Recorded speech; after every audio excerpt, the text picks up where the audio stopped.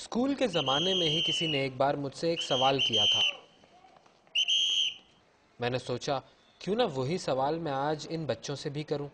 ये बात मुख्तलिफ वक्तों में की जाती रही है कि भाई पाकिस्तान का ये जो तराना है ये जो है खालिस फ़ारसी में है। इसमें से एक आध आप लफ्ज़ निकाल दीजिए जो उर्दू के हैं, तो बाकी तो ये पूरा का पूरा फ़ारसी में है।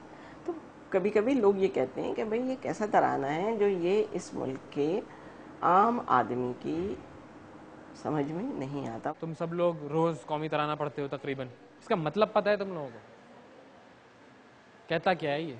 तो पहले ही जो इसका मिसरा है वो कहता है, पाक सरजमीन शादबाद किश्वर हसीन शादबाद। जो स्ट्रगल किया गया था लोगों ने जो पाकिस्तान बनाने के लिए, काफ़ी लड़ाइयाँ वगैरह भी हुई थी, खून खराबा हुआ था, तो उसके बारे में भी थोड़ा सा एहसास आता है कि किस तरह से हुआ था। पाकिस्तान पाक लोगों की ज़मीन, तो पाकिस्तान का जो बनने का मकसद था, पाकिस्तान का जो मतलब है, उसकी जो है हमें याद दिलाता है। उसके बाद हमारा कौमी तराना में कहता है कि कुव्वत या ख़ुव्वत अवाम, कि हमारी आवाम में भाईचारा है। हमें जब इंडिपेंडेंस मिली थी तब हम उस वक्त पठान थे, पंजाबी थे, सिंधी थे। तो उस वक्त उन्होंने जब इन्होंने लिखा हाफिज जालंधरी साहब ने, तो वो चाहते थे कि सब एक कौम हो जाए और पूरी कौम की ताकत एक साथ लगे ताकि हम आगे बढ़ सकें, जो कि अब हो नहीं रहा। हम एक अज़म, एक अहद करते हैं और इससे आपस की यकजहती और हुब्बुल वतनी ज़ाहिर होती है हमारी। क्या हम पाकिस्तानी बन गए हैं? एक कौमी तराने से तो पाकिस्तानी नहीं बन सकते जब तक आप अपने वतन के लिए सेक्रीफाइसेस नहीं करेंगे, उसकी अच्छे के लिए काम नहीं करेंगे, तो आप मतलब एक कौमी तराना पढ़ के you can be Pakistani. Internet पर देखा तो गैर मुल्की भी इस तराने को गाते हुए मिले। पाक सरज़मीन का निज़ाम, कुव्वते अवाम। इसके बावजूद जब अपने ही लोगों को तराने की ज़ुबान के बारे में शिकवा करते हुए पाया तो उर्दू की हिफाजत और तरवीज करने वालों से राबिता किया।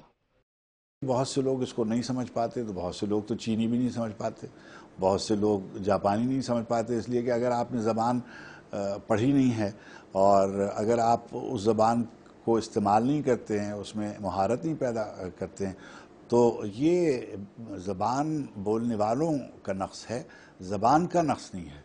पाकिस्तान का कौमी तराना जो है वो म्यूज़िक पहले फाइनलाइज हो गया था और उस पे बोल जो हैं वो बाद में लिखे गए।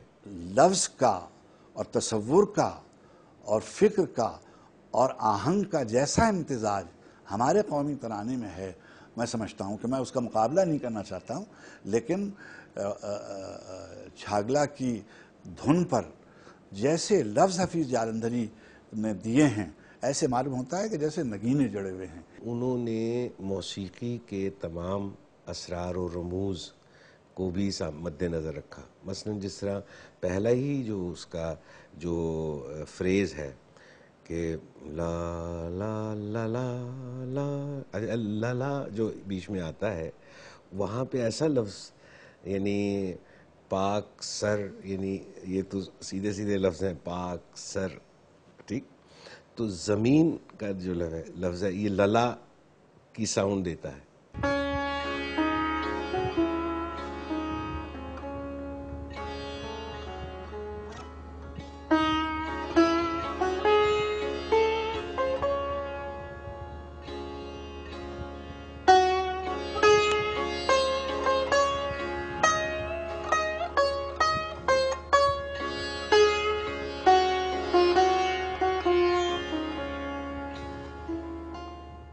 अबुल असर हफीज़ जालंधरी साहब जो थे, उनका जो शाहनामा इस्लाम है वो आप पढ़िए तो वो कितनी सादा और सहल और रवां ज़बान में है। तो उनसे ये उन्होंने ये क्यों लिखा या उनसे ये क्यों नहीं कहा गया कि भाई इसको आप ज़रा सहल कर दीजिए, मुझे नहीं मालूम। ज़ाहिर है मैं इस कंट्रोवर्सी में पढ़ना भी नहीं चाहती, लेकिन बैठ के पढ़िए इस तराने को और फिर ये देखिए कि क्या ये समझ में आता है एक आम आदमी के, पाकिस्तानी के। अब मैं आपको सुनाता हूँ। जनगण मन अधिनायक जय हे भारत भाग्य विधाता, पंजाब सिंध गुजरात मराठा द्राविड़ उत्कल बंगा, विंध्य हिमांचल यमुना गंगा, उच्छल जलधि तरंगा, तब शुभ नामे जागे तब शिव आशीष मांगे, गाहे तब जय गाथा। ये आपकी समझ में आ रहा है? लेकिन जो पढ़े लिखे हिंदुस्तानी हैं वो इसको जानते हैं और वो इसके मफहूम से भी वाकिफ़ हैं। कई दफ़ा कई लोगों को शौक़ होता है किसी अच्छी चीज़ को बुरा भला कहना। 40 लफ्ज़ हैं इस तराने में। कौन सा ऐसा लफ्ज़ है कि जो हमें नहीं मालूम कि इसके क्या मानी हैं?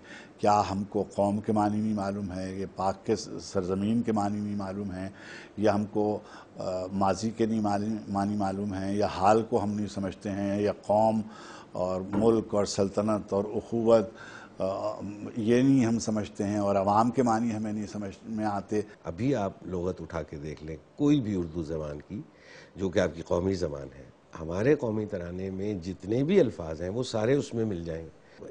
15-20 मिनट में किसी शख्स को भी, चाहे वो सिंधी हो, चाहे वो पख्तूनख्वा हो, चाहे कोई भी हो, 15-20 मिनट में तमाम तराना जो है उसकी समझ में आ सकता है।